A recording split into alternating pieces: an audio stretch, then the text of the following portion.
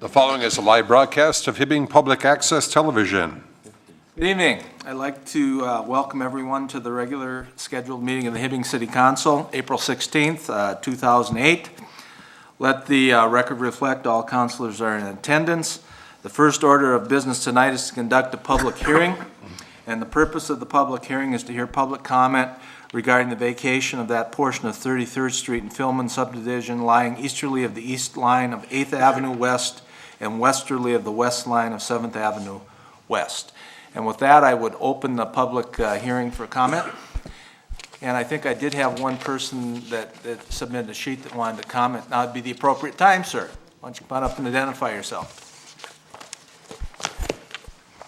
My name is Michael Theisen. I live at 3206 7th Avenue West, just about a block away from that area.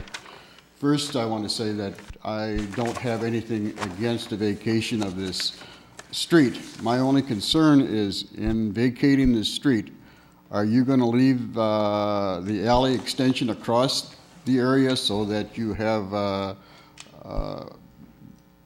two exits from that alley, or are you going to dead end that alley at that vacation?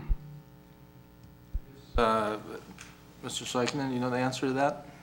Mayor, members of the council, I guess the vacation request, the 33rd Street right-of-way, in my mind, takes precedent over the alleys that are there. And the request is for the vacation of 33rd Street, which would then make those two alley entrances a dead end, except for the fact that there will need to be an easement for access to the existing utilities that are already in place in and along the alley easement. That answer your question, sir? Yeah, I really feel that the city has been doing a lot trying to do away with dead-end streets and roadways. Now what you're doing here without extending the alley across that vacation area is creating two dead-end streets again. And it's going to be a problem at some point. Okay, thank you.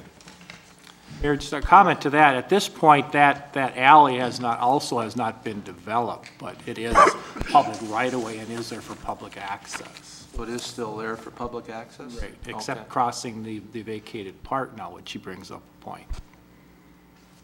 That discussed at all in the public hearing or at the planning commission? This has not gone to the planning commission. This has come directly to the council. Okay. Okay, councilors, any other comments, sir? Yeah. Mayor, members of the council. Todd Versich, I live at 3315 7th Avenue West. Actually, most of my property is located to the south of 33rd, and I'm very much in favor of the vacation of 33rd Street for a few reasons. One, I just built a new home there not too long ago, and it's lots of grass and scrub brush and stuff, and a little bit of a fire danger because we're located right next to the Ansley Field, and I'd like to be able to clean up some of that myself. And like you said, it's a dead-end road, and really don't see a use. And if you're familiar with the area, as you head west toward Outlot 2, which is owned by Mediacom, that is a pond, it's wetlands. And right now, he pretty much needs stilts to get across it. So it really is the street itself has not much of a use, and I'd be very interested in the fact of 33rd getting vacated, just to kind of clean the area up and be able to beautify a little bit there, but still understanding the easement for all utilities. I absolutely do not have a problem with that. Thank you for your time. Anyone else that would like to comment? Anyone else? With that, I would close the public hearing, and I'd ask council for action on resolution 8-4-4. Here. Mr. Selman. Actually, that should be 8-4-03. Just got lost in the translation. And actually, the item that's under the legal department at the end of the agenda is the same resolution. So it can just eliminate the one at the end of the agenda and act on it. And I think the one that you have in your agenda packet is labeled as 8-4-03. Mayor, Yes, Councilor March. I'd offer to approve resolution 08-04-03. Support. Support by Councilor Harkinen. Any further discussion? Hearing none, all in favor signify by saying aye. Aye. Opposed, same. Motion carries. Moving on to next item on the agenda is approval of minutes. Approve the minutes of the regular meeting of the City Council held on Wednesday, March 19th, 2008. Moved by Councilor Bigelow. Support by Councilor March. Discussion? Hearing none, all in favor signify by saying aye. Aye. Opposed, same. Motion carries. Item number 2 is approve the minutes of the regular meeting of the City Council held on Wednesday, April 2nd, 2008. Moved by Councilor Lund. Support by Councilor Harkinen. Discussion? Hearing none, all in favor signify by saying aye. Aye. Opposed, same. Motion carries. Under adds and deletes, we've got 3 adds and I guess now 2 deletes. The adds would be the checks in the range 126571-126573 under item 1 on the consent agenda. And a delete. Under the consent agenda, there's an add, approve a grant. That's a delete. That's not on there. And then the next add, last add is under bids and quotes. Under the engineering department, we've got authorize a garbage bag purchase, blue bag purchase. And then under councilor reports, I'm going to add Councilor Lund at the end. He wants to make a comment about a public meeting coming up. With that, those are the adds and the deletes, and I'll move into the consent. Oh, and I'll delete Mr. Selman's resolution under the legal department also. Now that I deleted an item, can I add one? If we voted on it, you probably wouldn't get a chance to do, well, we'll let you add one. What do you want to add, Mr. Selman? To pass the resolution on the stormwater protection, and it's fairly long, and what I prepared is a summary, so we don't have to publish the whole ordinance word for word.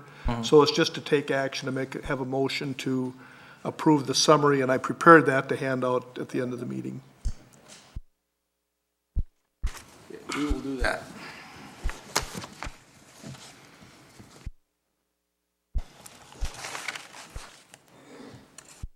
Okay, with that, we will read the consent agenda into the record. Item 1 is approve the accounts payable report dated April 10th, 2008 in the amount of $170,367.04 with the addition of checks number 12671-126573 in the amount of $28,175 for the Central Range Renaissance Foundation, and Hibbing Animal Shelter, and Hibbing Women's Golf. Item number 2 is approve the city payroll for the period ending April 4, 2008 in the amount of $405,419.38. Item number 3 is accept with regrets the resignation of Dennis Vessel, Public Works Equipment Operator, effective March 28, 2008. Item number 4, accept with regrets the resignation of Gerald Ranta, Automatic Truck Driver, Sanitation Department, effective March 28, 2008. Item number 5, approve a conditional offer of employment to Eric Heidela, police officer, pending results of pre-employment physical and psychological examination. Item number 6 is approve the police transcriptionist job description authorized for an internal, external hire at a rate of $16.77 per hour. Item number 7, authorize the Hibbing Athletic Department to hold their annual baseball raffle from April 25th through May 17th, 2008. Item number 8 is consider resolution approving issuance of bonds by the City of Minneapolis on behalf of Fairview Health Service under Minnesota statutes 469.152, 469.165, and this would be resolution number 8-4-4. And item number 9 is set the next regular meeting of the City Council for Wednesday, May 7th, 2008, City Hall Council Chamber, 5:30 p.m. Wishes of the council. Mayor, Yes. I'd just like to pull number 3 and number 4. 3 and number 4, okay? I would like to pull number 8, excuse me.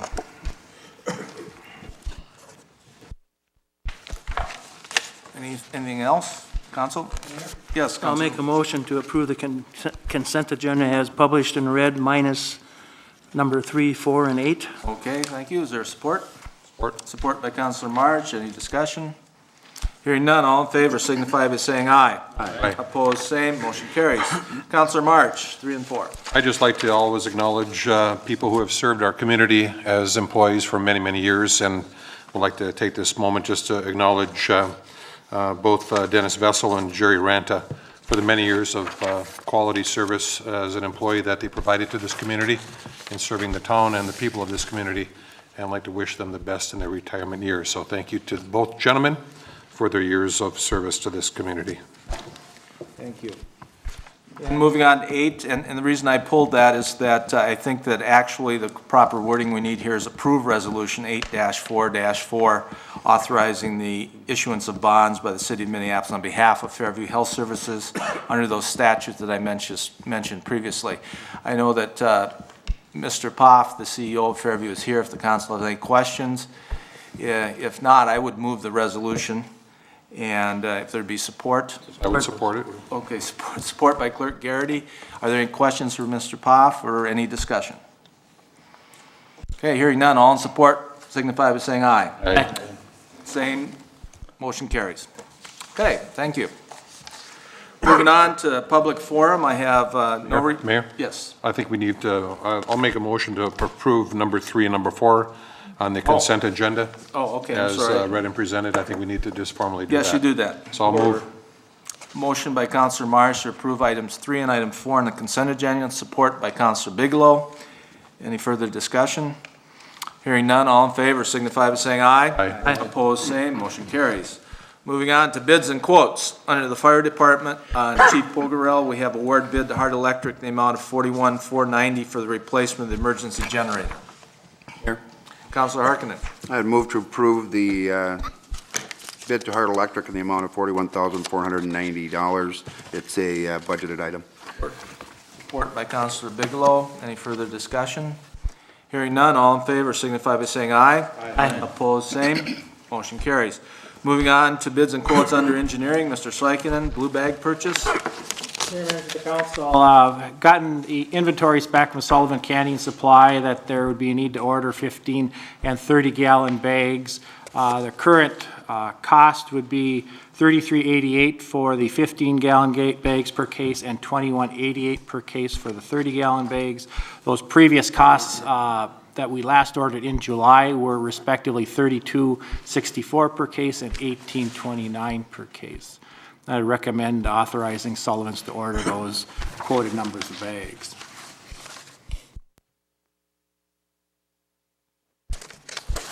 John? How long will these bags last now? Generally, these orders seem to be lasting, approximately 6 months or so. This order has come around since July, so it's been about 8 months since the last order. Mayor, I'll make that motion to approve this. Support by Clerk Garrity, motion by Councilor Lund. Any further discussion? Hearing none, all in favor signify by saying aye. Aye. Opposed, same. Motion carries. Moving on to department and committee reports under engineering, Mr. Sykinen, we've got request consideration of the state aid plan, 5 years out. Members of the council, what we did was take a look at roads within our state aid system that are in need of maintenance to put together a 5-year construction plans for the allocated funds that we have through our state aid allotment. Currently, our state aid allotment will be approximately $1,250,000 per year over the next 5 years or so. 75% of that money, or about $940,000, will be designated for construction. That's approximately enough money to do a half a mile of urban street with curb gutter, storm sewer, and sidewalks per year. And we are attempting to coordinate those major reconstruction projects with the public utilities to do reconstruction water main work on the same projects during the same years. And they've been coordinating their process with the CDBG funding to help pay for that. The plan that I've mapped out before you, basically for 2009, a project would be on 5th Avenue West from 31st Street to 25th Street. In 2010, we're looking at a project along 11th Avenue on the west side of the Lincoln School, where all the water main work they've been doing and will be doing yet some more this summer. 2011 would bring us kind of into a split project on 5th Avenue East, north of City Hall here, where there has been some water main work and will be some more, and moving over to 11th Avenue alongside the courthouse. In 2012, we'd be looking at a reconstruction of Tapala Road between Highway 37 and DuPont Road, and bringing us around to 2013, looking at a reconstruction of 31st Street along the north side of Greenhaven between First Avenue and 8th Avenue East. Again, this is mainly a guide. These projects can be changed. They can be reallocated at any time that the council sees a need for a different project. This project doesn't have to be adopted per se as it is right now. The action that I'm looking for in the near future would be to authorize our 2009 project so that we can keep coordinating the construction design field work for this summer and work with the PUC on that coordination of that water main project along with that. Mr. Seiken, how soon would you need our go-ahead to do the 2009 project? If I could have an answer within a month or so, so that the better part of our summer, June, July, and August would be available to do that construction, or that would be satisfactory. And so, council, I think that then you've got the proposal in front of you. If there's any changes or any discussion that you want to have, or any additions or whatever to this project, you need to contact Mr. Seiken with any. If any of the council would like to sit down with me and look at our state aid map, see what roads are actually eligible for this process, I'd be glad to do that. Typically what we've been doing is kind of putting out a 5-year plan, looking at revisions, if there haven't been any, about every 3 years or so to kind of keep it current. At this time, we've kind of run through most all the projects we had in their last year's 5-year plan, except for the one I'm recommending for 2009. That's kind of a holdover from our last plan, and then kind of moving forward. But any questions you have, I would be more than happy to answer those. Along with a packet of information, there was a question regarding street paving at an earlier council meeting. And I provided the council with the actual spreadsheet I got from the state aid department, looking at the increases to our state aid fund due to the proposed state gas tax increases. We are looking to get approximately $3.5 million over the next 10 years on the spreadsheet. Again, split that 75% for construction, 25% for maintenance, which goes to our paving plan. That kind of gives us an allocation somewhere, you know, around, where's any other page? About $869,000 over a 10-year period for future paving projects that can be allocated.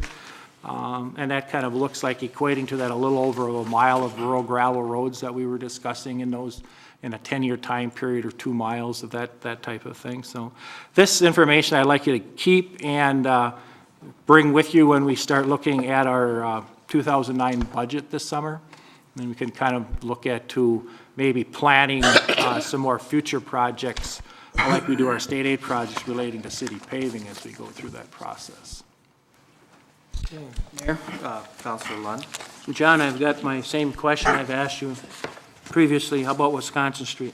We did have our meeting with the public utilities last week. Wisconsin Street was confirmed into their 2009 plan. We plan to be carrying that along with our state or our city paving plan in that same process. So everything seems to be on schedule for that, as we have been planning and preparing for. It should be done in 2009. Next year. Not this summer, but Right. summer of 2009. Okay, Yes. thank you. John, is there any way that you can maybe shrink that state aid map down and give the counselors a copy of it?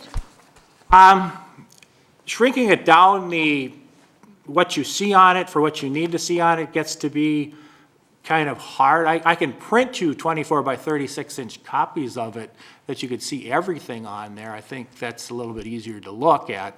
I can try shrinking one down and see if it's worth anything to anybody, but the printing the roads, the demarcations for the state aid streets become rather small.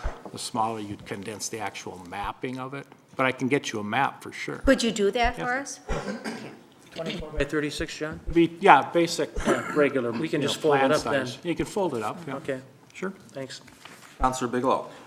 John, I was just, maybe this isn't the time to do it, but on that Fifth Avenue West project, Yes, sir. Is that curb and gutter along the whole way, 30? Correct. We would be looking at doing a regular urban reconstruction of that whole street. I mean, why would we want to put curb and gutter from 28th Street south on the west side? Well, what we've had problems with there, and the reason that this has come up as to a state aid project, is that the storm sewer, the water runoff, the streets as high as the existing sidewalks, with the sidewalks acting as a conduit for the storm sewer. So what we'd attempt to do is basically try to lower the street, then have your basic step up or your catch for your curb and gutter before we get to the sidewalks, and then add the storm sewer to all of that, so. 'Cause I mean, nothing but tracks on the west side. Well, I understand that, and maybe we don't need, on the west side to have a complete curb and gutter, and we can work with, the details and the plans as we go through there. Mainly planned for the storm sewer and water collection on the residential side, so. Okay, with that, if you got any comments, once you get your map, please get them to Mr. Soikinen as soon as possible, so we can get 2009 project in the works. Okay, under item B, we've got authorized LHB for the work scope and proposal for bridge number L679 replacement Dixon Road. Mr. Soikinen? Members of the council, a couple of years ago, we went through a process and interviewed consultant contractors to look at our bridge replacement programs. We have a bridge on the Newton Road currently, plans completed, down in the state aid office waiting for bonding funds. Hopefully that should get to go yet this summer, sometime maybe later in August. The next bridge on our list in need of some corrective action is the Dixon Road Bridge. Bridge only serves one residence, but its condition warrants, some drastic action. We are looking and working with the LHB to see what type of minimal structure, culvert arrangement, or whatever we can get in there and still qualify for state bonding funds. And that's the project that we will then bring back to the council for approval. The only other option would be if a road section, say from the west side of the bridge out to one of the existing roads, would be less costly than a culvert or a bridge structure. That could also be paid for through bonding bridge funds, and the process will go through looking at that and analyzing those costs. But seems to be the time now that we did allocate budget money for a 2008 bridge project to move forward on this one. We're going to do Newton Road first? Newton Road is ready to go. All we need is funding, and that will be ready to go out for bids. This will be the next project that we'll put together into that same form. In other words, put the project together and wait for state money to do it. Correct. It needs to be approved, completed, on the shelf, and then as the funding comes in, they take them in order. Would move Okay. support that? Motion by Counselor Support. Bigelow to authorize LHB for the work scope and proposal for bids 6079 Dixon Road. Second by Counselor March. Is there any discussion? Hearing none, all in favor signify by saying aye. Aye. Opposed, same. Motion carries. Moving on to item C, Mr. Soikinen, we've got public information meeting on the stormwater permit with the MPCA. Yes, Mayor, members of the council, just basically an FYI to the council and the public. I had questions regarding this, that was it related to the Central Iron Range Sanitary Sewer District issues, and it is not. This is basically a public meeting that we are required to have for public information and input regarding our new city stormwater ordinance and plan that we are approving. That's the ordinance that Attorney Selman is publishing at this point. Basically only related to city issues and our new stormwater erosion control requirements. At the next meeting, Jesse Story will basically bring you through the whole process that we have been working over the last year and a half or so, and take comments, questions from the public to incorporate into our first annual report that's due in June. John, this will apply to only new businesses or new buildings and stuff? Yes, basically that's what it is. It's an ordinance that deals with stormwater protection erosion on new construction projects. And basically projects that are in excess of 1 acre also. Okay, with that, we'll move on to Mr. Redshaw. We've got approval of change order number 4 for the library air conditioning. Mayor and members of the council, apologize for not having this in the packet, but it's in front of you at your desk is a detailed change order number 4 revised, generated through Otto Mackey. The request is for $36,025. Page 2 of the change order is a narrative from Gardner Temperature Control. Does a pretty good job of explaining the system that we have and what the components are designed to do. So that's a pretty good description of that.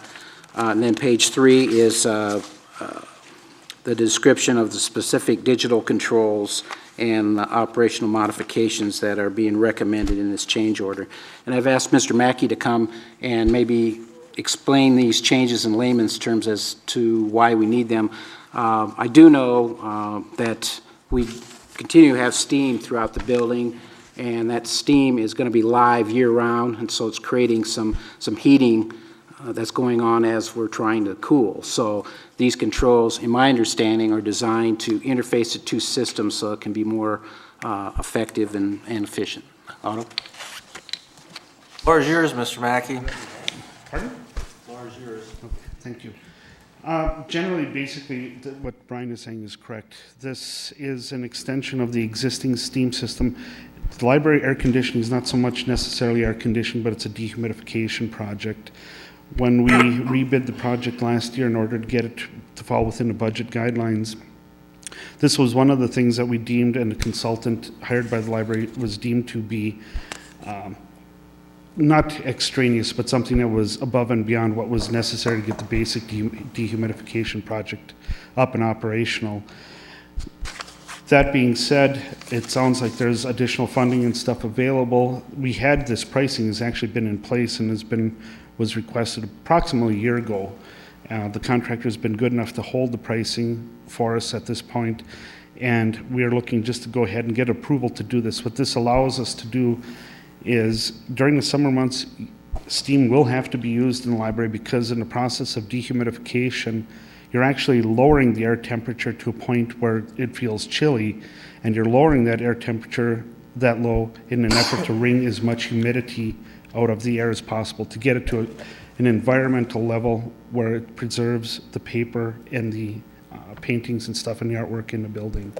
So it's then necessary to allow this steam heat to come on in some areas where it may be too cool for personal comfort. And what this does is, rather than having the manual control that is in the library currently, it ties it directly into the computer system so that it only comes on as necessary as opposed to kind of a hit or miss operation, which is what would be happening now. So it's just an enhancement of the existing system. And it's just make everything a little bit better, more comfortable. Council, any questions? Mr. Redshaw? Mr. Mackey, just for their clarification, I noticed on page 3 of the proposal from Gardner Temperature Controls, they got $32,750, but the change order is for $36,225. Can you explain the difference? Oh, the difference in the price? Yes, basically, the $32,700, the Gardner's price, because they're a subcontractor to the prime general contractor on the project, there is a 10% markup overhead, for not overhead and profit, but so that stays still underneath the general contract. We could have gone and separated and have Gardner do it as a separate standalone project, but it was our recommendation to keep it under the general contract. That way you only have a single point or a single source to go to. So that difference in the price between the two numbers is just for the general contractor to retain control, insurance, and have that contractual obligation over the project. And that's a normal thing that you see in projects. Question, where's this $36,000 going to come from? It's not budgeted.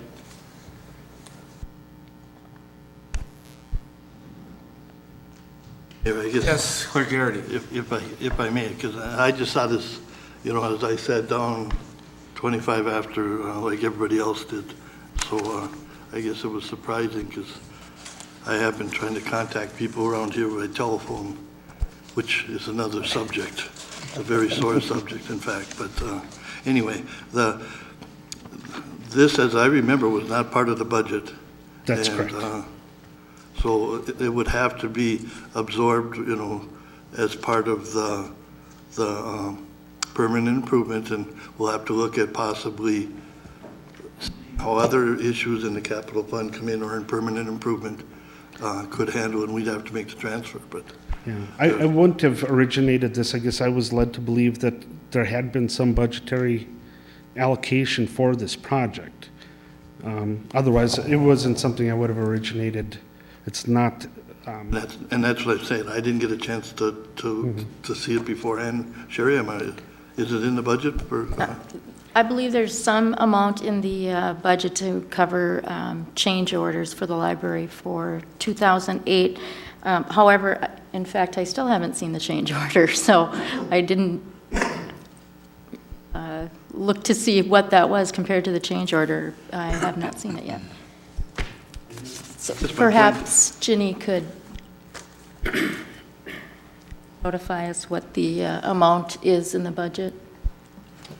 I did ask for about 34,000 is what I asked for in capital. I had asked for a number of things, but the only thing that made it through the budget process for capital for this year was this project. I wasn't aware of the 10%. So it is a couple thousand more than what I was expecting. But it was something that I knew was not done last year that I felt was important to help the system work well. And so that should be in the capital budget for this year for the library. Yes, Councilor Harkinen. And just as a comment, if we go with the general contractor, we don't have to rebid the whole process. It saves us that whole project cost too of rebidding everything and awarding that bid and all those sort of things. So there's a savings right there.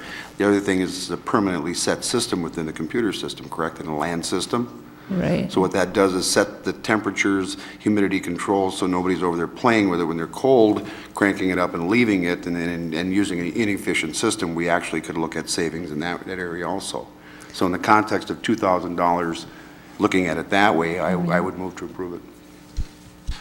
Motion, so just so everybody's straight, is that, Sherry, there's 34,000 in there, so we're just coming up, you got to find $2,000 someplace. I believe that is correct. Okay, there's a motion by Councilor Harkinen, support by Councilor Bigelow. Clerk Garrity. Yeah, Mayor, all I was going to say was, that we could get it earlier, and if we'd had a letter that said it was $2,000 over the budget, we'd have all had it, in our packages. And so, but if it's not enough in the budget, we will get it covered. I mean, that was our commitment. So, but we just don't have it right here. Thank you. Okay. Thank you for not making it $20,000. Yeah, I just did think, like Councilor Harkinen said, that it's important to have the same contractor do the electronics on this that did it on the air conditioning, so the two systems work together. Thank you, Jenny. You're welcome. Okay, any further discussion? Hearing none, all in favor signify by saying aye. Aye. Opposed, same. Motion carries. Mr. Redshaw, consideration of fireworks proposals. Mayor and members of the council, first I want to note that there was an additional proposal submitted in your packets. I received it at 8 o'clock yesterday morning, so this is new to me too. We had 4 different proposals that were submitted.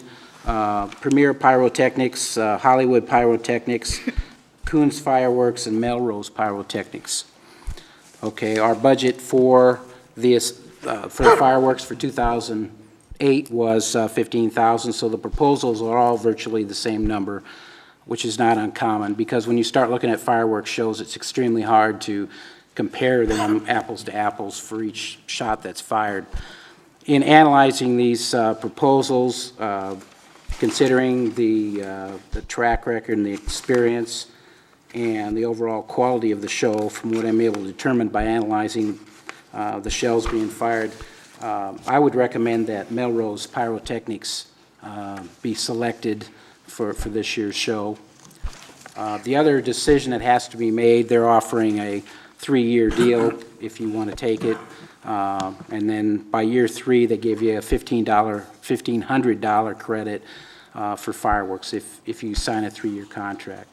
Now there's no guarantee that any money will be budgeted for this next year, so if that's not something you want to do, then that'd be a secondary issue.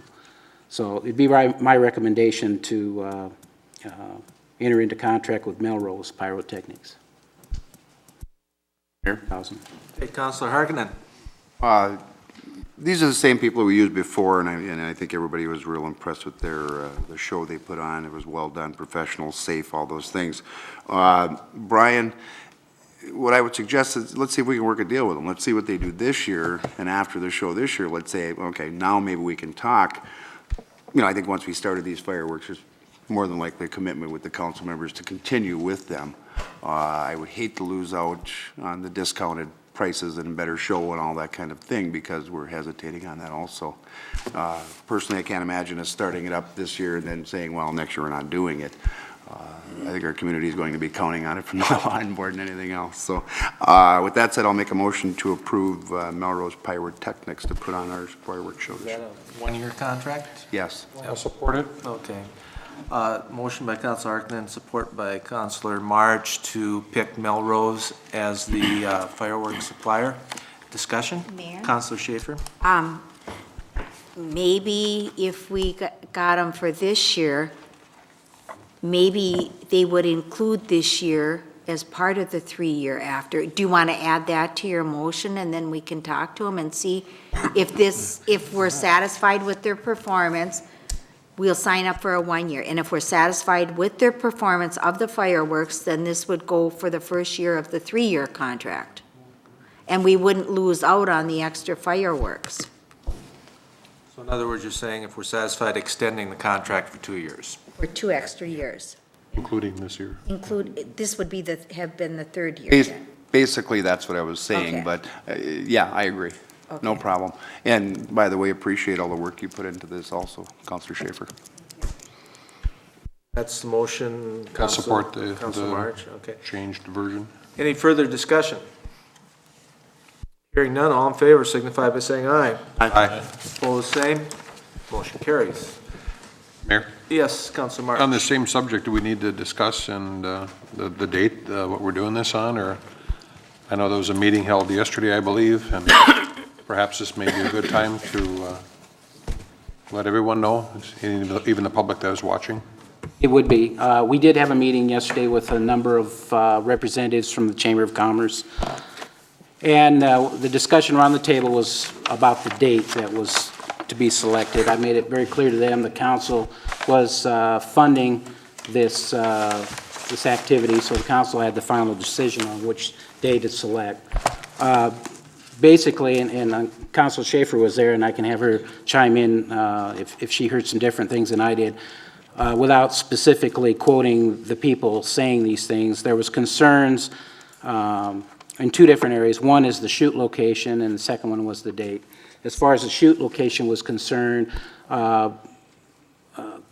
when they did it in North Hibbing before, there was no street lights in North Hibbing, and it created some safety issues. As you know, children like to run between parked cars, and people are walking from their cars, and there's congestion, and so there's a safety factor there.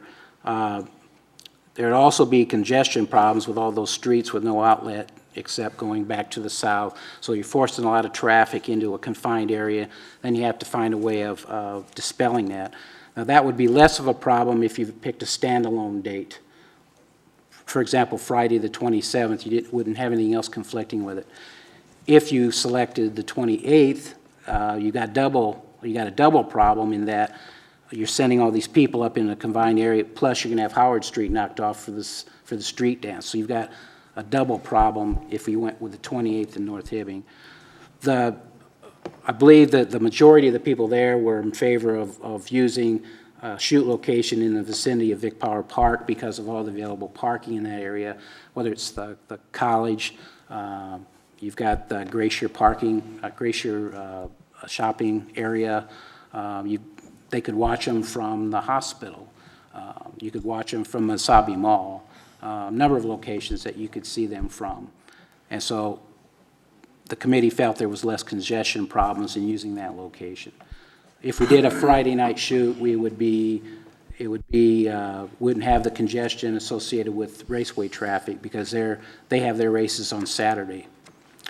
And police department was also at the meeting, and they indicated manpower issues in terms of trying to do everything on Saturday night, as far as having everybody fully committed to the parade and then later the street dance on the 28th. So the majority, I think everybody at that meeting indicated their preference for Friday the 27th. The only activity we're aware of, and I've got a list of activities for Mines and Pines, the only thing we're going to be doing on Friday night is a home run derby event, and that should be over at dusk. So those two activities would run together. So for all of those reasons, the recommendation was to try it on the 27th this year. And I would like the ability to work with Mr. Fairchild to determine a specific shoot point, because there's a number of options up on the mine dumps over by Vic Power, and we've got to take into consideration Ranger Chevrolet. We don't want to be shooting over the top of those brand new cars. I think they'd appreciate that. Yeah, so.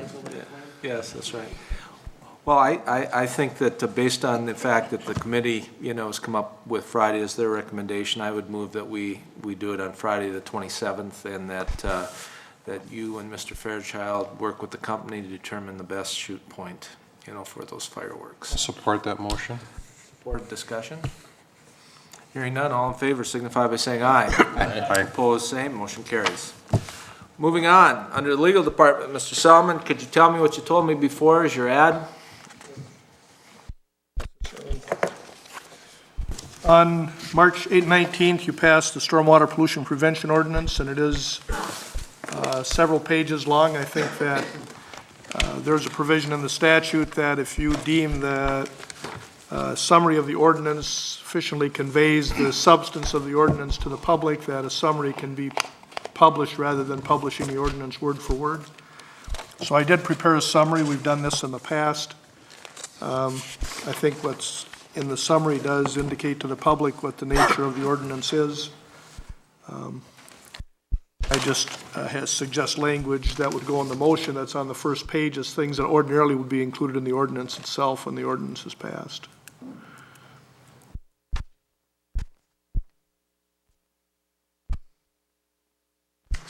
I would move that we publish a summary of the ordinance on the stormwater pollution prevention. Support. Lots of support. I made the motion. Support by Councilor March. Any further discussion? Did I miss it? Is it Councilor Harkinen? Okay, Councilor Harkinen. I was busy reading it. Wrong ear, I guess. I don't know. Okay. With that, any further discussion? Hearing none, all in favor signify by saying aye. Aye. Opposed, same, motion carries. And under Councilor Lund, public meeting. I just wanted to remind everybody that the Hibbing Public Utilities informational meeting is going to be held on April 21st. There's going to be two meetings, one at 1 o'clock in the afternoon, the other one at 6 o'clock at the Hibbing PUC Administration Building to discuss the coal dust and the wood ash problems that we've been having the last couple of years down there. I'd like to encourage the public to attend. A lot of people wanted these meetings, and we stressed this when we, a couple of meetings ago when we voted for the commissioners for this year. And so I'd like to see everybody make that meeting that they can. There's two separate meetings, so you should be able to make one of them. So this is your chance to make comments on